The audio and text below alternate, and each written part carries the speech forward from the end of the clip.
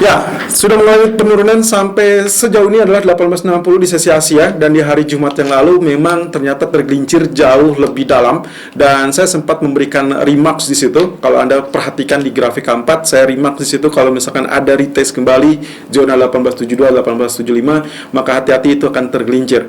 Dan exactly itu yang terjadi pagi ini. Walaupun di hari Jumat yang lalu justru dia terhenti di zona 1874, lalu kemudian dia hanya tutup di zona 1875. Nah, kita akan lihat potensi pergerakannya selanjutnya seperti apa. Apakah ini menandakan bahwa pola bearish atau pola tekanan akan berlanjut apa tidak? Nah, yang harus Anda ingat, harus Anda simak adalah dalam 1 atau 2 minggu terakhir, pergerakan emas sebetulnya condong berada di zona yang sama, 1855 sampai 1903. Jadi dua PR ini, support dan juga resisten. Jadi kalau misalkan disimpulkan ini sudah dalam pola tekanan atau pola bearish, saya rasa tidak. Ya, jadi saya kemungkinan potensinya ini seharusnya masih bisa terjadi rebound. Tapi sayangnya FOMC baru akan terjadi di hari Rabu. Jadi saya akan skip terlebih dulu untuk menjelaskan fundamentalnya. Kali ini akan saya fokuskan ke dalam sisi teknikal, di mana keadaan elliott wave apakah itu gagal atau memang sebetulnya sudah selesai. Mungkin saja ada yang miss dari situ, atau ada satu hal yang saya temukan di grafik daily juga. Ada kemungkinan potensinya justru menjadi pola inverse head and shoulder. Well, sangat menarik. Kita lihat saja technical view 14 Juni 2021. Irfan untuk Agrodana. Technical Outlook 14 Juni 2021 jam 11:30 waktu Indonesia bagian Barat. DXY yang ternyata berhasil rebound ya, ditutup dengan penutupan kenaikan itu di hari Jumat yang lalu. Sebetulnya kita juga sudah sempat memperkirakan akan terjadi kenaikan. Hanya sayangnya adalah terkait dengan emas sendiri, dia mengalami penurunan tapi malah langsung tembus di zona-zona support kita. Tapi secara keseluruhan, areal range, support, dan juga resisten, kalau Anda perhatikan dalam 2 minggu terakhir atau dalam 1 pekan terakhir setidaknya, emas berada di teritori yang sama, yaitu zona 1855 sampai 1903. Nah, kali ini kita akan lihat dari sisi dolarnya sendiri. Ini adalah grafik keempat, di mana pergerakannya masih dalam jalur yang sama, areal resisten dan juga areal support. Nah, yang paling penting adalah persis dengan apa yang kita utarakan, bahwasanya setiap dia tembus di atas 0% atau ya ini adalah di atas 0%, lalu kemudian crossovernya CMA-nya sudah juga memberikan sinyal penguatan, maka kita asumsikan bahwasanya dolar memang sangat-sangat layak untuk menguat. Dan kalau kita lihat dari sisi daily chart, sebetulnya potensi pergerakannya ini yang kemarin kita sampaikan juga, bahwasanya dia kalau misalkan bisa berhasil tes di sini berarti akan ada terancam bahaya, tapi ternyata dia berhasil menjauh. Ya, kita tinggal lihat saja apakah ini spike langsung ya, katakanlah sampai zona 93, atau hanya akan relatif tertahan di 90.80 atau maksimum 91.35. Ya, masih cukup banyak waktu. Yang jelas MACD kondisinya dia crossnya masih dilanjutkan, tapi kita tetap menunggu konfirmasi apakah dia lanjut untuk tembus 0% apa tidak. Ini adalah sinyal kuat yang kecenderungannya memang belum terlalu strong ya, kecuali kalau dia sudah memintas atau melintasi dari area 0% ini, maka kemungkinan potensinya kita asumsikan strong atau very very strong untuk US dollar. Nah, di grafik weekly-nya kita tetap juga menunggu apakah memang confirm dia akan membentuk pola double bottom apa tidak. So far memang terjadi rejection di area support, jadi kita tetap harus menantikan neckline-nya. Kalau misalkan kita asumsikan ini betul-betul double bottom, maka kewajiban dia adalah tembus zona neckline 93.47 atau 93.50 kurang lebih. Jadi selama ini tidak ditembus, maka kita asumsikan ini baru sekedar potential double bottom. Nah, terkait dengan elliott wave untuk wave kelimanya, ya mau tidak mau kita tertahan terlebih dulu untuk grafik weekly ini. Sementara di bagian MACD, ya dia kembali cross di sini. Ya, tapi juga kembali karena dia masih di dalam atau di bawah zona 0%, kita masih asumsikan penguatan yang tidak terlampau strong atau kuat. Terakhir, kalau kita lihat dari treasury yield grafik weekly, kita masih tetap melihat keanehan di sini, di mana DXY menguat, tapi Anda bisa lihat di sini penutupannya pun kalau dilihat dari candlestick minggu lalu dia justru sesuai dengan perkiraan kita ya, long bearish candle, dan ini menandakan terkait dengan bearish divergence yang kita punya atau yang kita curigai, karena kemarin kita sudah sempat bahas terkait ini ya, karena ini adalah bagian RSI-nya dia mengalami kenaikan, tapi bagian harga atau pricing dia justru mulai penurunan. Jadi ini confirm dengan divergence-nya. Jadi kita lihat minggu ini masih bisa lanjut untuk turun apa tidak. Sementara kalau kita lihat dari grafik daily chart, ya mau tidak mau yang namanya support pertama kali dihajar, maka dia langsung mengalami rejection. Ya itu yang terjadi dan dia dibentuk candle bullish. So far ya kita lihat saja pantulannya ini bisa sampai ke arah mana ya. Perkiraan saya paling jauh kemungkinan 1.533. Tapi kita masih 2 hari ke depan untuk berhadapan dengan FOMC. Apa yang akan diumumkan? Technical view gold 14 Juni 2021 jam 11.40 waktu Indonesia bagian Barat. Sekarang berada dengan running price 1864.00, artinya sudah tergelincir cukup jauh dengan zona low berada di 1860.10. Sementara pagi tadi hanya sempat bertahan di 1875 hanya sesaat saja. Kemudian dia diotak-atik di angka 1872 dan akhirnya ambrol, dan kita akan lihat selanjutnya apa yang bisa kita lakukan. Mengingat kalau kita asumsikan dengan areal suggest sell di zona 1875, 1877, rasa-rasanya ini sudah cukup jauh. Apakah kita harus menantikan lagi di area yang sama kemudian sell, atau kita berubah strategi untuk pertengahan malam nanti? So, kalau Anda melihat ini saat di sore hari ternyata harga sudah berombang-ambing kurang lebih di kisaran 1860 atau di bawah 1860, maka yang harus Anda lakukan adalah mencari area buy on dip, karena kemungkinan potensinya market kecenderungan untuk mengantisipasi apa yang akan disampaikan oleh Fed di hari Rabu. Oke, ini adalah grafik daily-nya. Seperti biasa kita akan lihat dari sisi Elliott wave perkembangannya, apakah ini bisa diasumsikan gagal atau memang ada wave keempat yang belum selesai ya. Oke, saya ingatkan kembali bahwa wave 1 saja kita sudah memiliki ekspansi yang cukup ya sangat maksimal ya. Ini adalah titik A, B, C, maka ini adalah wave satunya. Kemudian ini wave kedua, correction ya. Kenapa? Anda tinggal baca sendiri terkait dengan Elliott wave. Aturan mainnya adalah terkait dengan wave kedua tidak akan menutupi bottom dari wave ke satu. Jadi ini masih confirm oke.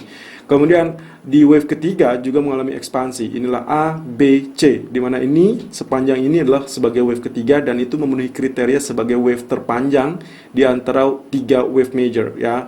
Wave majornya adalah wave 1, 3 dan nanti adalah 5. Nah, terkait dengan wave keempat, kalau misalkan kita melihat dari aturan yang paling bagus terkait dengan wave keempat, itu adalah di kisaran 23.6% atau 38.2% correctionnya. Nah, beberapa waktu silam kita sempat mendapatkan areal 1855 ya. Ini adalah areal sebelum non-farm payroll atau ya menjelang non-farm payroll di hari Jumat ya. Lalu kemudian dia rebound dan sekarang pun ternyata ada kemungkinan atau ada tendensi dia menguji kembali. Nah ini kalau misalkan kita menggunakan top di 1912 seperti ini, tapi kalau kita pindahkan karena memang areal tertingginya adalah 1916.30 ya. Jadi kita dapatkan areal yang sempurna adalah 38%-nya di 1855.00. Itu berarti apa yang sempat terjadi di tanggal 4 Juni yang lalu saat non-farm payroll itu akan menjadi bottom yang sangat-sangat layak dinantikan. Kalau misalkan Anda melihat dari trend channel ini memang murni dia sudah tembus, berarti kita asumsikan gagal. Tapi saya tidak akan hapus dulu, walaupun ini sedikit membingungkan, tapi nanti kita akan lihat dari sisi yang lain ya. Nah, cuman yang saya maksud adalah bottom ini, bottom yang di tanggal 4 Juni sudah confirm sebagai wave keempat. Nah, sekarang dites kembali, artinya kemungkinan potensi yang kita harapkan bisa saja munculkan areal double bottom ya. Areal double bottomnya, jadi Anda bisa lihat di sini swing low, kemudian dia swing high. Ini adalah neckline-nya, berarti neckline akan berada di kisaran 1898 ataupun 1903, karena itu adalah area-area yang cukup efektif untuk menahan kenaikan di tempo hari. Kemudian bottomnya nanti akan berada di kisaran ini, teritori 1864, 1860 dan juga 1855. Ini pertahanan dia sebagai wave keempat. Kalau kita lihat dari kondisi wave keempat itu akan terkoreksi sekitar 38.2% dari zona wave ketiga ya. So it's perfect. Kalau memang ternyata itu benar adanya, maka kita akan mendapatkan areal double bottom di zona 1852, 1855 atau mungkin saja ya 1860 ya. Jadi kita tinggal nunggu. Apakah nanti selanjutnya dia akan rebound di malam hari? Ekspektasinya seperti itu. Jadi kalau misalkan kalau Anda skenario-nya di pagi sampai sore hari sudah mengalami penurunan di bawah zona 1860 atau let's say di bawah 1865. Hati-hati di pertengahan malam kalau memang ternyata dia sudah ada pertanda akan berbalik. let's say mungkin di 1878, kalau itu dia tembus maka hati-hati, karena ekspektasinya nantinya saya akan mencoba untuk menunggu apakah dia bisa terbentuk potensi candlestick berbentuk doji apa tidak. Dojinya macam-macam ya, bisa single candle, bisa double candle. Kalau single candle kita akan melihat atau menunggu konfirmasi seperti ini ya, candlestick seperti tanggal 11 Januari. Saya tidak bicara tentang levelnya, saya cuma bicara tentang kemiripan dari pola candlenya untuk memberikan Anda gambaran. Atau nantinya kalaupun misalkan dia masih ditutup dengan bearish, maka harapan saya nantinya dia akan bentuknya seperti ini. Jadi nanti akan dikonfirmasi dari dua atau formasi dua candle. Ya, bentuknya seperti itu. Kurang lebih apakah bullish harami atau bullish engulfing, atau mungkin saya lebih kecenderungannya adalah piercing line ya, atau morning star ya. Nah, kemudian yang paling penting lagi, kalau dari sisi yang berbeda, saya asumsikan pandangannya seperti ini.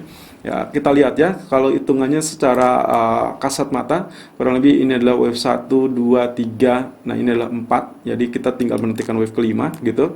Itu adalah yang standar yang kita lakukan kemarin. Atau kalau kita rubah, katakanlah ini ternyata memang wave 5-nya sudah selesai. Jadi asumsinya ini wave 1, wave keduanya, wave ketiga sampai sini ya. Jadi inilah A, B, C, ini wave ketiga, dan ini adalah wave keempat, lalu ini adalah wave kelima. Dan kalau ini yang terjadi, berarti ini adalah A, B, C. C ini akan tembus zona 1855, yang artinya sebetulnya kita bukan menunggu wave kelima, tapi adalah wave koreksi dari pattern ABC dari Elliott Wave. Nah, semuanya bergantung dari zona 1855 tadi. Nah, lalu kalau kita perkecil lagi, maka yang kita dapatkan sebetulnya bisa saja seperti ini. Ya, ini saya tandai seperti itu. Lalu kemudian bagian kiri, ya, ini adalah bagian kirinya. Lalu kemudian Anda lihat kenaikan ini, ya, atau sebetulnya dia dari kenaikan lalu kemudian amblas, kemudian dia swing high lagi, kemudian swing low. Jadi kalau misalkan dilihat dari seperti ini, saya justru malah mendapatkannya di bagian yang paling besar lagi, bukan lagi Elliott Wave, bisa saja adalah inverse head and shoulder. Jadi maksud saya, kalau ini yang betul terjadi, maka kemungkinan potensinya 1848, 1855 itu adalah areal yang memungkinkan sebagai areal right shoulder, lalu kemudian dia rebound, dan saat nantinya, saat Fed atau FOMC, bisa saja dalam 2 hari ke depan, kita akan lihat zona penembusan 1914 itu yang akan sangat-sangat mengkonfirmasi dari inverse head and shoulder. Nah, kemudian kalau kita lihat dari sisi grafik H4 yang kita sudah siapkan, oke, kalau ini Anda lihat dari segi indikator, tapi saya tidak akan menunjukkan hal itu, kita skip terlebih dulu. Nah, areal yang kemarin sudah saya sempat sampaikan, bahwasanya areal trend line, kalau misalkan ternyata dia kembali menguji zona 1875, hati-hati. Dan itu persis apa yang saya tunjukkan, ya, karena dia ternyata tidak berhasil bertahan, lalu kemudian dia tembus, dan ini adalah zona berikutnya. Zona berikutnya ini sebetulnya waktu dulu, atau 2 minggu yang lalu, itu sempat terjadi rebound, ya. Jadi ini yang akan kita manfaatkan sebagai double bottomnya di 1855 atau 1852. So, kalau misalkan nanti malam dia sudah berada di area ini, ya saya berharap di sini akan terjadi pantulan sebagai zona good demand. Tidak terlalu banyak, karena saya berharap nantinya doji, berarti kita akan lihat penutupan mungkin di kisaran 70 atau mungkin 73. Jadi itu yang saya maksud, hati-hati zona sell kita kemungkinan nanti malam jangan diambil kembali. Nah, terakhir di grafik H1, alasannya waktu tadi saya berharap akan terjadi pantulan terlebih dulu ke zona 1877, ternyata kita tidak dapatkan. Dia hanya langsung terjun bebas dan dia tembus zona Fibonacci retracement. Jadi Fibonacci retracement karena dia sudah tembus 100%-nya, kita hapus karena dia sudah tidak berlaku. Oke. Lalu kemudian zona support kedua juga dia sudah menggantung di area 1860, 1865 ya. Jadi ini juga yang akan menjadi perhatian kita kalau misalkan nantinya dia mencapai areal bottom ini. Jadi inilah areal yang kemungkinan akan menjadi areal bottom sebagai potential dip atau good demand. So, strategi yang tadi sempat kita gunakan untuk melakukan sell di kisaran 75 ataupun 77 itu masih tetap berlaku kalau misalkan sampai sore atau mungkin menjelang sesi Amerika masih cukup range atau sideway di area yang sama. Tapi kalau misalkan di malam hari ternyata dia sudah terjadi penurunan yang terlampau dalam, saya lebih prefer untuk switch strategi menjadi arah buy.